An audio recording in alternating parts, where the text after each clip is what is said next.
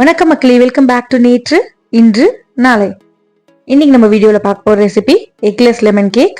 Dressing பார்த்தீங்கன்னா eggless lemon curd வச்சு பண்ணியிருக்கேன். அங்கங்கே கொஞ்சமாக நம்ம கனாஷுமே கொடுத்துக்கலாம். நீங்கள் கனாஷ்க்கு பதிலாக பட்டர் க்ரீம் ஃப்ராஸ்டிங் இல்லைனா ஃப்ரெஷ் க்ரீம் ஃப்ராஸ்டிங் கூட யூஸ் பண்ணிக்கலாம். இந்த கேக் ரெசிபின்னு எப்படி பண்ணங்கிறத பார்க்கறதுக்கு முன்னாடி நம்ம சேனலுக்கு நீங்கள் ஃபர்ஸ்ட் டைமாக வரீங்கன்னா மறக்காமல் சப்ஸ்கிரைப் பண்ணுங்கள். இப்போ வாங்க வீடியோக்குள்ளே போகலாம். கேக் பார்த்தீங்கன்னா செம்ம மாய்ஸ்ட் அண்ட் ஸ்பஞ்சியாக இருந்தது.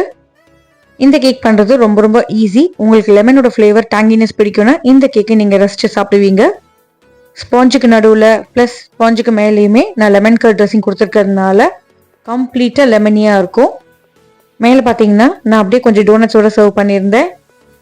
முதல்ல நம்ம ஸ்பாஞ்ச் பண்ண ஆரம்பிச்சிடலாமா? ஸ்பாஞ்ச் பண்ணிவிட்டு அதுக்கப்புறமா லெமன் கர்ட் எப்படி பண்ணுங்கிறத நான் சொல்கிறேன். எக்லெஸ் லெமன் கேக்கோட ஸ்பாஞ்ச் பண்ணுறதுக்கு நீங்கள் ஒரு பாத்திரத்தில் அரை கப் அளவுக்கு எண்ணெய் எடுத்துக்கோங்க.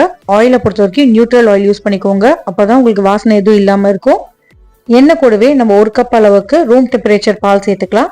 இப்போ இந்த ஆயில் பால் நல்லா மிக்ஸ் ஆகிற வரைக்கும் நீங்கள் விஸ்க் பண்ணிக்கணும். எண்ணெய் தனியாக பால் தனியாக தெரியக்கூடாது. ஃப்ராத்தியாக ஒரு சிங்கிள் மிக்சராக வரும். அது வரைக்கும் நீங்கள் பீட் பண்ணிகிட்டே இருங்க.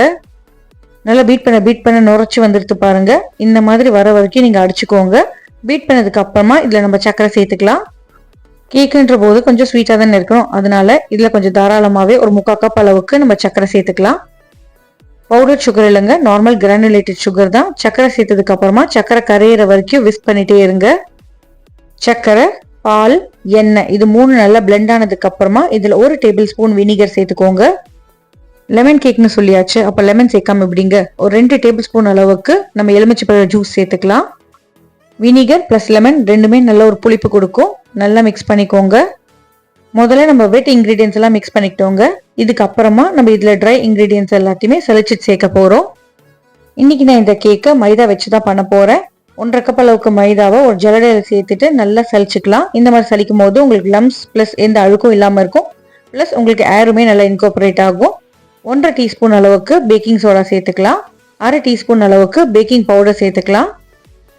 பேக்கிங் பவுடர் பார்த்தீங்கன்னா இந்த லெமன், வினிகர், பால் கூடலாம் நல்லா ரியாக்ட் ஆகும்.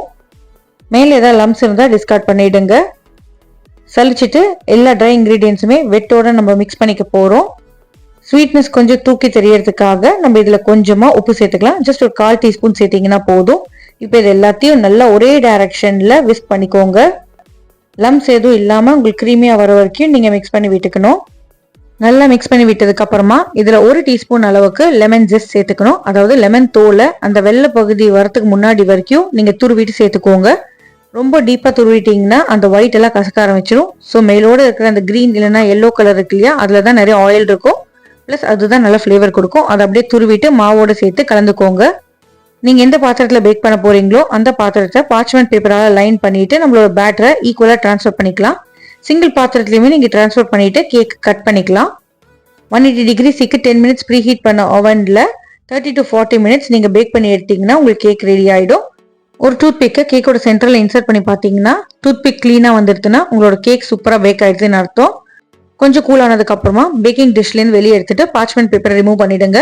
அடுத்ததான் நம்ம இதுக்கு டாப்பிங்காக எக்லெஸ் லெமன் கர்ட் ரெடி பண்ண போகிறோம். இது பண்ணுறது ரொம்ப ரொம்ப ஈஸிங்க. கடாயில் 1/2 கப் அளவுக்கு சக்கரை சேர்த்துக்கோங்க. இதுலேயே 1/2 கப் அளவுக்கு பால் சேர்த்துக்கலாம். இந்த ஸ்டேஜ் வரைக்குமே நான் அடுப்பு ஆன் பண்ணலங்க. பால் சக்கரை கூடயே 3 டேபிள் ஸ்பூன் அளவுக்கு கார்ன்ஃப்ளவர் சேர்த்துக்கோங்க. இப்போ இது எல்லாத்தையுமே நல்லா மிக்ஸ் பண்ணிக்கலாம். கார்ன்ஃப்ளவர்லாம் எந்த லம்ஸும் இல்லாமல் உங்களுக்கு க்ரீமியாக இருக்கணும். அது வரைக்கும் விஸ்க் பண்ணி விட்டுக்கோங்க. நல்லா கலந்து விட்டதுக்கு அப்புறமா இதில் 2 டேபிள் ஸ்பூன் அளவுக்கு நம்ம வெண்ணெய் சேர்த்துக்கலாம். அப்போ தான் உங்களுக்கு கிளாஸியான லெமன் கர்ட் கிடைக்கும். அழகான ஒரு லெமன் எல்லோ கலர் கிடைக்கிறதுக்காக நான் மஞ்சப்பொடி சேர்த்துக்கிறேங்க. ஜஸ்ட் ஒரு பிஞ்ச் தான் சேர்த்துக்கணும். மஞ்சப்பொடி வேண்டாம்னு நினச்சிங்கன்னா நீங்கள் ஃபுட் கலர் சேர்த்துக்கலாம். பட் மஞ்சப்பொடி சேர்க்கறது ஒரு சேஃபான ஆப்ஷன். நல்லா கலந்து விட்டுட்டு இதில் 1/4 கப் அளவுக்கு நம்ம எலுமிச்சைப்பழ ஜூஸ் சேர்த்துக்கலாம். லெமன் ஜூஸ் சேர்த்ததுக்கு அப்புறமாவே உங்களுக்கு நல்ல ஒரு சட்பட்டா டேங்கி மிக்சர் கிடைக்குங்க. இப்போ இதை நம்ம ஸ்லோ ஃப்ளேமில் வச்சு குக் பண்ணிக்கணும். எல்லா இன்க்ரீடியன்ஸும் சேர்த்து கலந்து விட்டதுக்கு அப்புறமா தான் நீங்கள் அடுப்பு ஆன் பண்ணணும்.